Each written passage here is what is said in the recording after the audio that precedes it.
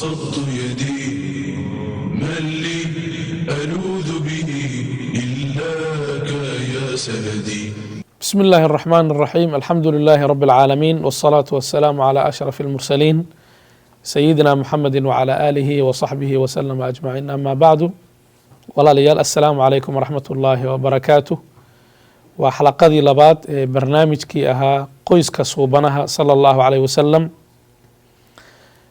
maanta insha allahu tacaala waxaan ka hadlaynaa aalu beyti nabiyi sala allahu calayh wasalam. yaa weeye ahlu beytka nabiga sal alla alay wasalam. kelmadda aalu beyti nabiyi sal allahu alay wasalam luqad ahaan aalulbeyti waxaa loo isticmaalaa ehelka, siduu ibnuljawsi raximahu llahu tacaala ba uu yidhi, aalulbeytka waa xaaska iyo ciyaalka iyo dadkaad abtiriska wadaagtaan. allah subxaanahu wa tacaala dhowr jeer buu kelmadaas ahlu beyt ama aalulbeyti qur-aanka maaragta ku soo arooriyey. waxaa ka mid ah qisadii nebi yuusuf calayhi assalaam, markii gabadhii imra'atulcasiizi ahayd uu odageeda guriga u soo galay ayadoo nebi yuusuf calayhi salaam eryanaysa, waatay ku tiri famaa jazaau man araada biahlika suu-an ila an yusjana aw cadaabun aliim. marka ahlu beytka asal ahaan waxaa la yidhaahdaa xaaska iyo ciyaalka. luqadda carabtana waxaa loo isticmaalaa ahlulbeyti qofka guriga aa wada degan tihiin, dadka sakanka uu idinka dhexeeyo, deegaanka uu idinka dhexeeyo, wada noolaanshaha uu idinka dhexeeyo. waxaa ugu horeeya xaaska, waxaa ku xiga ciyaalka. si majaazan ah baa waxaa loogu isticmaalaa dadka abtiriska a wadaagtaan, qaraabadaada, ilmo adeertaada, awowyaashaada, dadka aada iskugu dhowdihiin. in marka xaaska loo isticmaalo aalu beyt, allah subxaanahu wa tacaala aayaddaasuu usoo qaatay man araada biahlika suu-an ila an yusjana. waxaa la mid ah allah subxaanahu wa tacaala markuu ka hadlayay nebi ibraahim iyo xaaskiisii, raxmat ullaahi wabarakaatuhu calaykum ahla albeyt. aalu beytka marka nabiga sal alla alay wasalam walaalayaal waxay ku dhacdaa 5 qeybood, sida culimmadaba ay yidhaahdeen, aqwaal badanna ay ka kala maaragtay yidhaahdeen. waxaa ugu horeeya xaasaska nabiga sal alla alay wasalam, waxaana loo soo geliyey luqad ahaan iyo sharci ahaan iyo dhaqan ahaanba.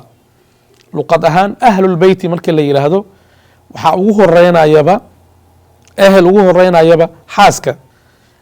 luqad ahaan bay usoo gelayaan, dhaqan ahaan bay usoo gelayaan, culture ahaan bay usoo gelayaan, sharci ahaanna way usoo gelayaan. sida allah subxaanahu wa tacaala aayaddii suurat laxzaabba markuu ka sheekeeyey nabiga sal alla alay wasalam xaasaskiisii inay yihiin ummahaatu lmu'miniin, annabiyu awlaa bilmu'miniina min anfusihim wa aswaajuhu ummahaatuhum. uu ka soo sheekeeyey xuquuqdooda iyo inay xijaabtaan, ay asturaan, ma aragtay haddii wax wanaaga ay sameeyaan ajarka loo labalaabayo, haddii khalad ay ku dhacaanna dembiga loo labalaabayo. ayuu allah subxaanahu wa tacaala wuxuu yidhi inamaa yuriidu allahu liyudhiba cankum اrijsa ahla albeyti wayuطahirakum taطhiira. marka waa ahlu beytka nabiga sal ly slm xaasaskiisa ugu horeeya. waxaa ku soo xiga awlaadiisii oo ay ahaayeen maaragtay zaynab, ruqaya iyo umu kalthum, faatima. wiilashan ay ahaayeen qaasim iyo cabdullaahi iyo ibraahim, intii ka faracmay. faatima duuriyadeedii xasan iyo xusein iyo farac iyo xasan iyo xusein oo ilaa hadeertaan ay dadka nool yihiin, waa duriyadii nabiga sal alla alay wasalam. 3 waxaa ah reer bani haashim oo ay soo hosgalayaan cabaas iyo faamilkiisii, iyo cali bin abi aalib iyo faamilkiisii, iyo jacfar iyo ehelkiisii, iyo caqayl iyo ehelkiisii, iyo xaarith iyo reer bani haashim oo dhan.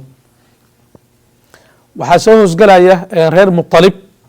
cabdimanafa wuxuu dhalay 4 awlaad buu ka tegay, waa haashim iyo cabdishams, nawfal iyo muطalib. marka ahlu beytka nabiga sal lla alay slam waxaa soo hosgalaya reer bani haashim oo nabiga sal ly slam abtiriskiisa uu galo, iyo reer muطalib. labada oday oo kaleeto iyo duriyadiisa culimmada kuma soo daraan. marka reer bani haashim waan garanay. reer muطalib maalin maalmaha ka mid ah nabiga sal ly slm waxaa u yimid cuثmaan bin cafaan radia allahu canhu iyo jubayr ibnu muطcim, xadiidka imaamu bukhaari uu wariyey. nabiga sal alla alay slam xoolo uu u qeybiyey saxaabada ayuu wuxuu u badiyey reer muطalib. markaasuu cuثmaan bin cafaan wuxuu yihi yaa rasuula allah annaga iyo reer muطalib waa kuu siman nahay oo reer cabdishamsi baan nahay, reer muطalibna ilma adeer baan nahay, waa kuu siman nahay, maxaa xoolaha ugu badisay?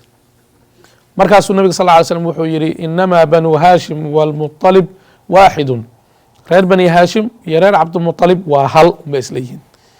saxaabaduna waxay ka qaateen nabiga sal lla alay slam markii nabiga iyo faamilkiisii iyo reer bani haashim cunaqabateynta la geliyey, buurtii la dhihi jiray shacab abi aalib xisaarka lagu sameeyey 3 sano ay ku jireen, qaraabadiisa guud waxaa soo raacay reer bani haashim oo abu aalib uu hogaaminayey iyo reer muطalib.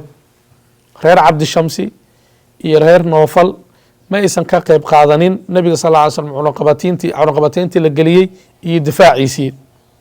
3 sane marka kula jireen cunaqabateyntii iyo dhibaatadii iyo dulmiga lagu sameynayey. reer muطalib ay kula jireen reer bani haashim iyo nabiga sala اllah alay slam. abaalgud buu marka nabiga wuxuu uga dhigay inay ka mid noqdeen aalu beyt الnabiyi sala اllah alay wasalam. 5 waxaa weeye nabiga sal ly slam mawaalidiisii iyo dadka gurigiisii ku noolaa oo addoomaha ahaa nabiga uu xoreeyey oo la noolaa. waxaana u daliila xadiidka imaam axmed uu wariyey mawlihii nabiga sal ly slam maharaan la dhihi jiray, uu yihi nabiga sal lla alay wasalam aalu beytka nabiga sal ly slam sadaqa ma qaataan, mawaalidiisuna aalu beytkiisay ka mid yihiin. marka ahlu beytka nabiga sal lla alay slam waa xaasaskiisa, waa ciyaalkiisa, waa reer bani haashim, waa reer muطalib iyo mawaalidii nabiga sal lla alay wasalam iyo addoommadiisii guriga kula noolaa. 5taas qeybood baa waxaa la yihahdaa ahlu beytka nabiga sala اllahu alay wasalam. ahlu beytka nabiga sal lla alay slam waxay leeyihiin xuquuq iyo fadaa'il. waxaa ka mid ah inay waajib tahay in lagu saliyo markaan tashahudka samaynayno ataxiyaadka, sida xadiidkii bukhaari muslim wariyeen. nabiga sal lla alay slam uu yihi quuluu waxaad tirahdaa markaad ataxiyaadka akhrinaysaan allahuma sali calى muxamedi wacalى ali muxamedi kama salayta calى ibrahim. riwaayadda imaam muslim nabigu wuxuu yihi sal slam waxaad tirahdaan allahuma sali calى muxamedi wacalى aswaajihi wa duriyatihi. nabiga sal slm xaasaskiisa iyo ciyaalkiisa ku saliya. marka aalu beytku intaas nabiga sal ly slm ku fasiray. waxaa ka mid a xuquuqda ay nagu leeyihiin aalu beytka nabiga sal ly slam inaan jeclaano, qalbiga mawado u gelino, ixtiraamno, weyneyno, u duceyno, jeclaano. lanna jacaylka aalu beytka nabiga sal ly slm la jeclaado waxay farac ka tahay jacaylka nabiga sal ly slam. 2 waxaa ka mid a xuquuqda ay nagu leeyihiin inaan tawqiirino, ikraamino, u gargaarno, garab istaagno, haddii la dulmiyana aan difaacno, qofkii aalu beytka nabiga sal ly slm aan aragnana aan dadka kasoo dhaweysano, laabta aan gashanno. waxay xuquuq noogu leeyihiin oo kaleeto haddii lala dagaalamo inaan difaacno, aan garab istaagno. maalmahan oo kaleeto hajmada ku socota nabiga sal ly slam iyo faamilkiisa iyo in la garab istaago oo loo nusreeyo oo maarata waa waajib ka mid a xuquuqda ay nagu leeyihiin. waxaa ka mid a xuquuqdooda in lagu daydo, kuwooda wanaagsan la raaco, maarata sunnadooda qudwa in laga dhigto. waxaa ka mid a xuquuqda ay ku leeyihiin dadka muslimiinta ah markii muslimiinta ay haniimo helaan in khumusulkhumus la siiyo, 5 meeloodoo 5 meel laga siiyay leeyihiin. sida allaba subxaanahu watacaala uu yihi waclamuu anamaa hanimtum min shayin faana lilahi khumusahu walirasuuli walidi lqurba walyataama walmasaakiin. alla wuxuu yihi subxaanahu watacaala suurat اlxashr ma afaaءa allahu calى rasuulihi min ahli اlqurى falilaahi walirasuuli walidi lqurba walyataama walmasaakiin. marka walaalayaal aalu beytka nabiga sal lla alay slam aan baranno inay yihiin xaasaska nabiga sal lla alay wasalam, ciyaalkiisii, faamilkiisii reer bani haashim ahaa, ilma adeertiisii iyo qaraabadiisii reer muطalib ahaa iyo mawaalidii nabiga sal اllahu alay wasalam aan jeclaano oo qalbigeena ku weyneyno, aan tawqiirino, aan karaameyno, aan xiriirino, iqtidaana aan ku sameyno sunnadooda, awlaadeenna aan barno, masaajidadeena aan ka dhigno, manhaj hanoo noqoto in aalu beytka nabiga sal اllahu alيه wasalam ay madaxa noo saaran yihiin, cid kastoo ku xadgudubtana aan ka difaacayno. wa ilى liqaaءin aakhar wassalaamu calaykum waraxmat اllahi wbarakaatuh.